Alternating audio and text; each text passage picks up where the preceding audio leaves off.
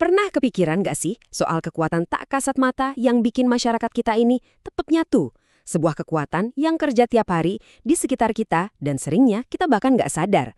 Nah, hari ini kita bakal bongkar rahasia di balik perekat sosial itu. Coba deh bayangin sejenak. Angka-angka ini bukan cuma data geografi loh. Di baliknya itu ada jutaan orang dengan budaya, keyakinan, dan cara hidup yang beda-beda banget.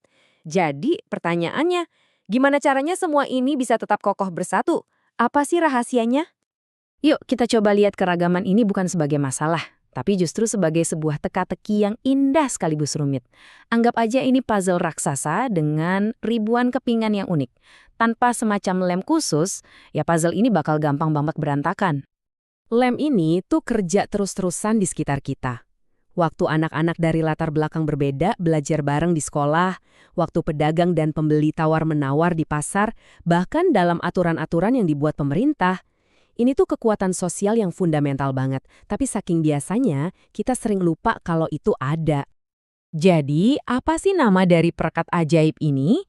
Tenang, para sosiolog punya jawabannya. Dan inilah inti dari penelusuran kita kali ini. Nah, ini dia, integrasi sosial. Ini bukan cuma soal hidup barengan aja ya, tapi lebih ke proses penyesuaian yang aktif.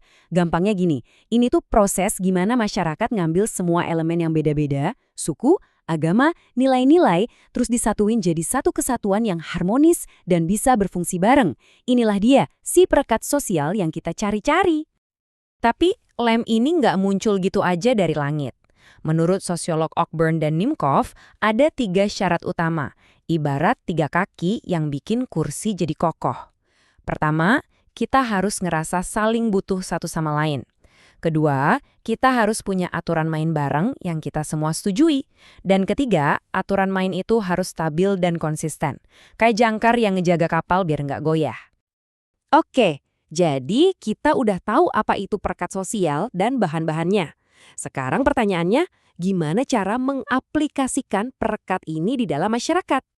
Ternyata ada 3 cara utama buat merekatkan masyarakat. Pertama, integrasi normatif, di mana kita bersatu karena punya nilai dan aturan yang sama. Pikiran aja semangat Bhinneka Tunggal Ika.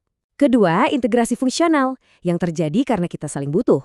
Petani butuh pedagang, pedagang butuh pembeli, gitu terus.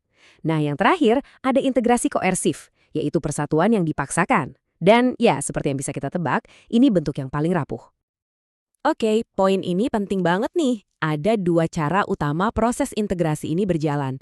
Asimilasi itu ibaratnya kamu nyampur cat biru dan kuning, hasilnya jadi warna hijau yang bener-bener baru. Ciri khas biru dan kuningnya hilang.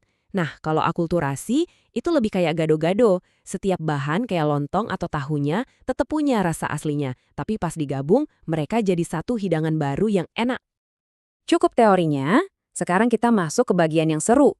Ngeliat gimana konsep ini beneran ada di dunia nyata. Kamu mungkin bakal kaget, karena ternyata kita melihat contoh integrasi sosial ini setiap hari. Kita mulai dari sesuatu yang mungkin sering kita anggap sepele, padahal fundamental banget, bahasa Indonesia. Percaya atau enggak, ini adalah salah satu mesin integrasi sosial paling kuat yang kita punya. Bahasa Indonesia itu kan jembatan yang bikin orang dari Sabang sampai Merauke bisa ngobrol, sekolah, dan berdagang. Ini contoh sempurna dari integrasi fungsional. Nah, pada saat yang sama, saat kita semua pakai bahasa ini, kita perlahan-lahan lakukan asimilasi, melebur jadi satu identitas nasional yang sama. Sekarang kita beralih ke contoh yang lebih emosional dan kelihatan banget, tim olahraga nasional. Coba bayangin deh timnas sepak bola atau bulu tangkis kebanggaan kita pas lagi tanding.